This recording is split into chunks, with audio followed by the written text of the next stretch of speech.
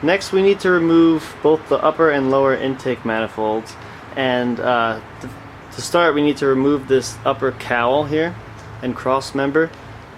So that starts out with removing the windshield wipers.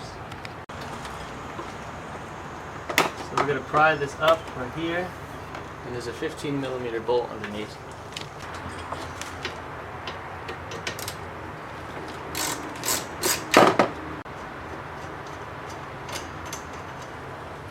An easy way to take this off is pull up and then wiggle it up and down like that. And it'll come right off. We're going to do the same thing to the other one.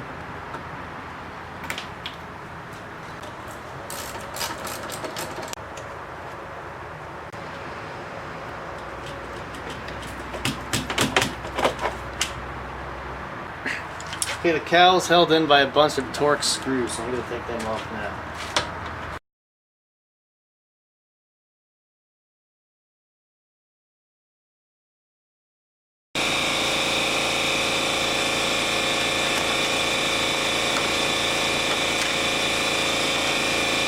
Okay, this top cross member is held in by a bunch of 13s.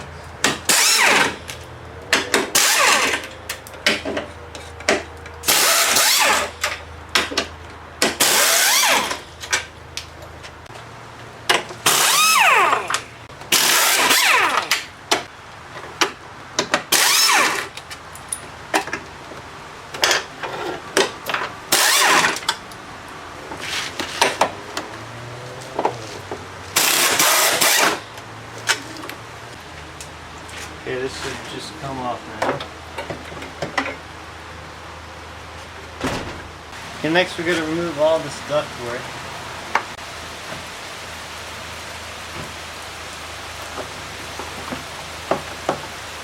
Remove this vacuum line.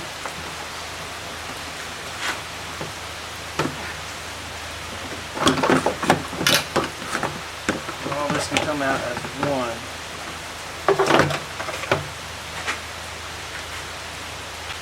Okay, we got a vacuum line here, and a vacuum line up here. We also have two electrical connectors on the throttle body.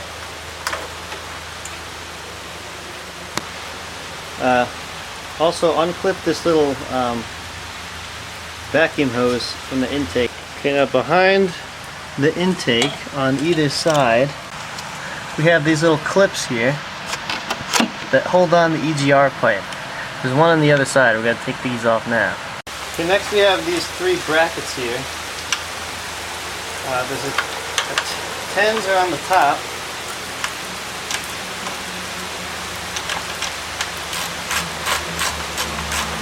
And you have 13s on the bottom.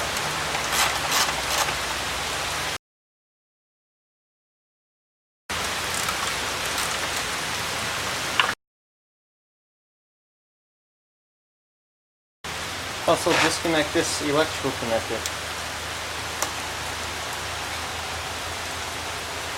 It kind of fell apart there. Should be okay though. Alright, next we have these two 10s holding the throttle cable and cruise control cable on.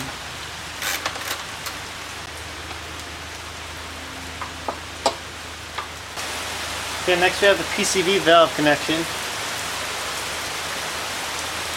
The vacuum line.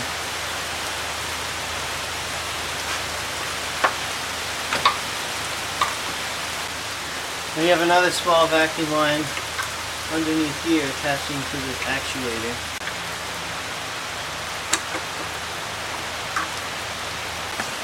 Okay, now we have vacuum line here, electrical connector right here, and another vacuum line right here for the brake fuse. Behind the intake, below the throttle body, there is a bolt that you need to loosen or else the intake won't come off. Alright, next we need to remove the throttle and cruise control cable. So we're going to push on this and then we can just turn the cable upwards and pull it out. It's kind of hard to see, I know. There we go. On either side of the intake we have these two bracket bolts. Damn it.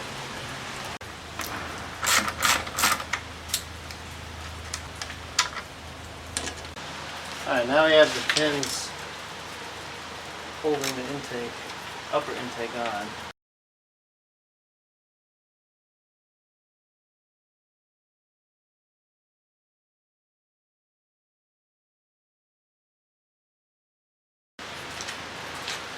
Alright, now this guy should come off.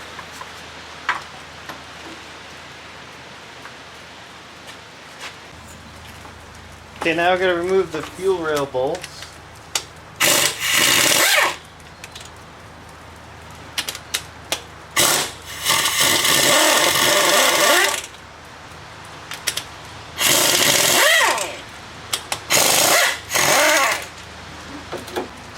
Okay, now we're going to use a screwdriver and a rag to relieve any residual fuel pressure.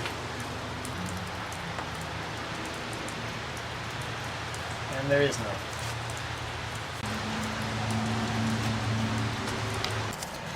And now we're going to remove the fuel line behind it. I did a video about this in the past, so you can look that up for more detail. There we go. Alright, with that disconnected, we can now remove the fuel rail. Oh, after we unplug the fuel injectors, of course. There's also supposed to be a small bolt holding this fuel rail on in the back, right here, but in my case, it was not there. Okay, next we have a couple of hoses in the back.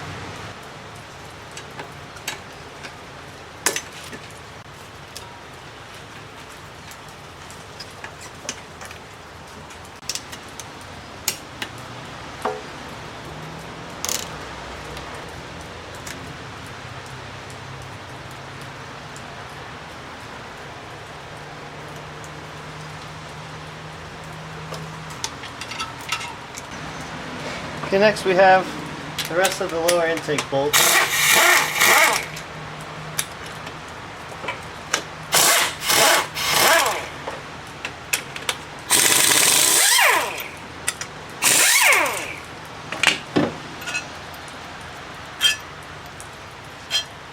And then in this case, the longer bolts go in the front.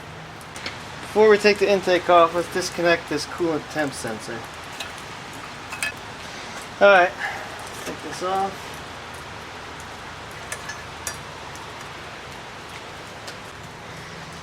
Okay, move these gaskets.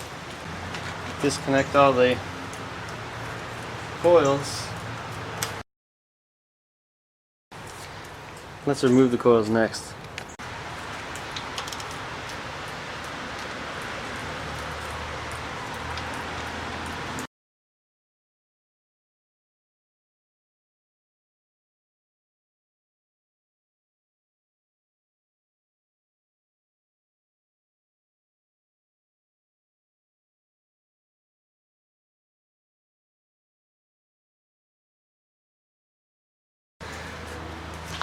And next we have this connector for the camshaft position sensor.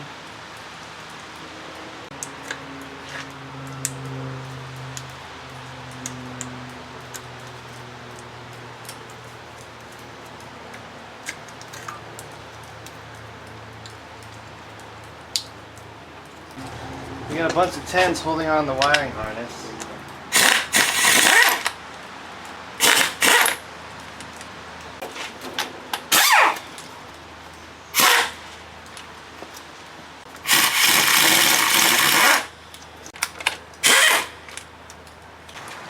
Alright, alternators next.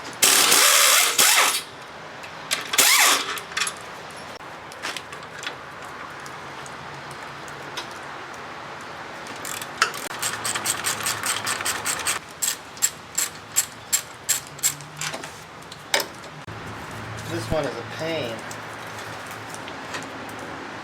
I have a big long extension in the back so I can reach it, but I think I'm getting it.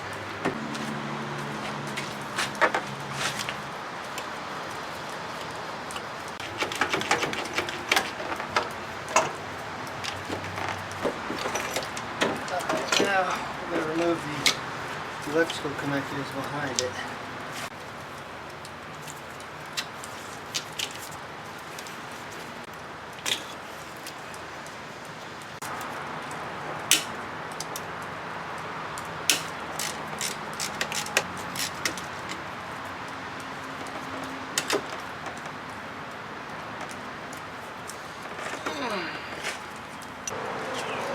Alright, I'm trying to see if I can get this harness out of the way. Alright, looks like there's a couple 13s holding this harness on.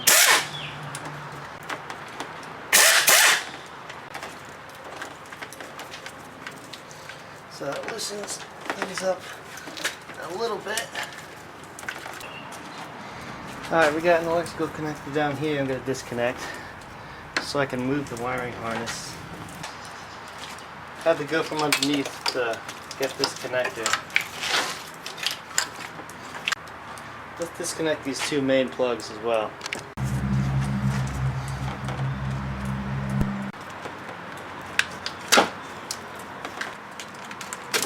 There's two. O2 sensor on the opposite side.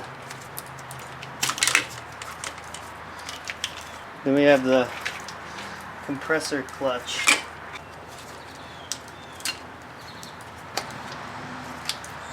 Okay, I think this should give me enough wiggle room with the wiring harness to be able to get everything out of here. Okay, now we're going to remove the valve cover. There's a bunch of 10s holding it on.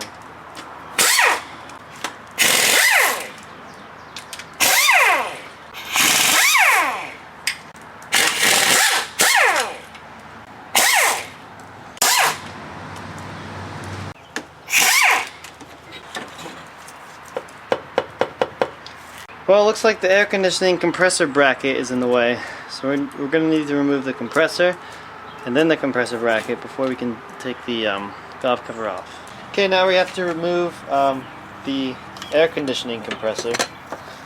So, let me get in here, so 13.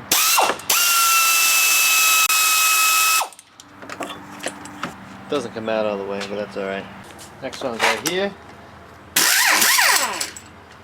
Last one's down here. I don't have much swing on this ratchet. Alright, we're just gonna pull this off. So I moved the air conditioning compressor out of the way, and now we have two bolts right here holding this bracket.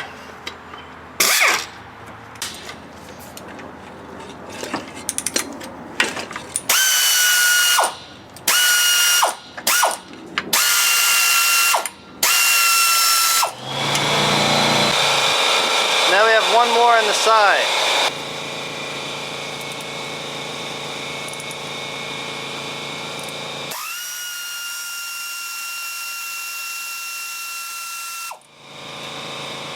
Forgot about this guy.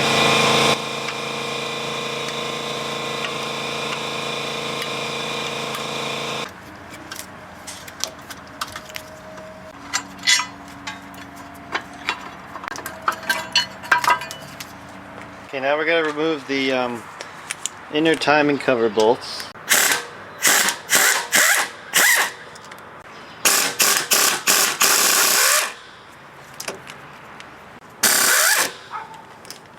Those ones were 13s, these ones are 15s.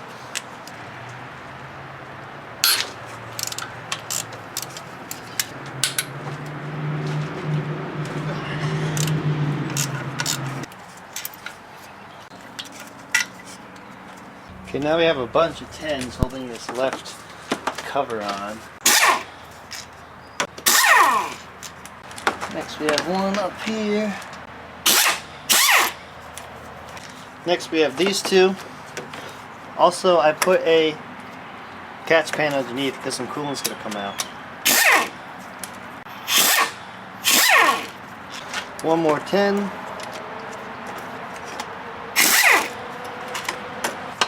this is coming right off, and it dripped some coolant, but I caught it. Okay, now we should be able to remove this valve cover here. Looks like there's something over here holding it on. Okay, that 10 is right here behind all this junk.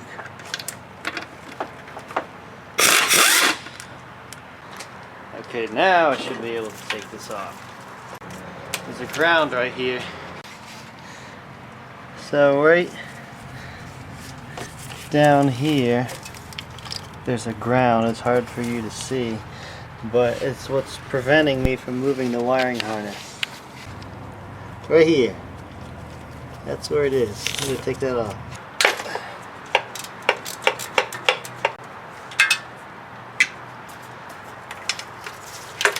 There we go. Move that out of the way a little bit more. And then I can slide this guy out of here. There we go. I just put the stuff that I took off, like this vacuum line and this bolt off. I put it back on so I don't lose it. And I'm also going to re-thread in this grounding bolt right here. Okay, now we got this bracket on this cylinder head that we need to take off. It's a 15 right here.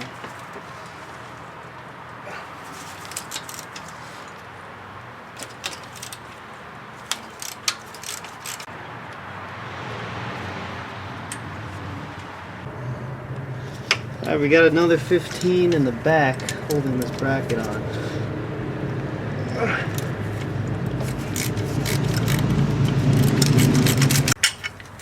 There we go. Okay, now we can take this guy out of here.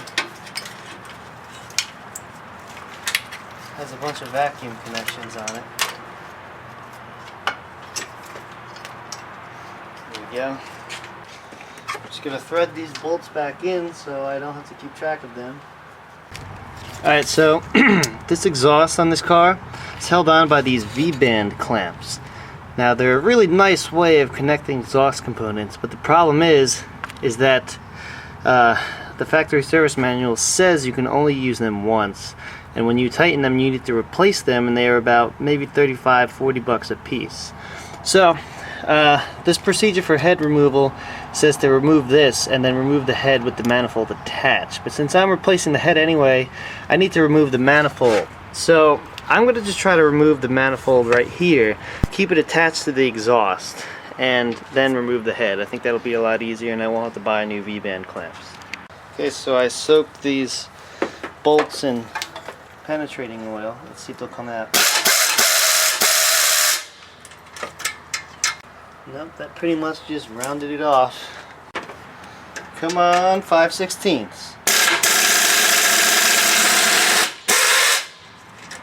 Nope, did the same thing.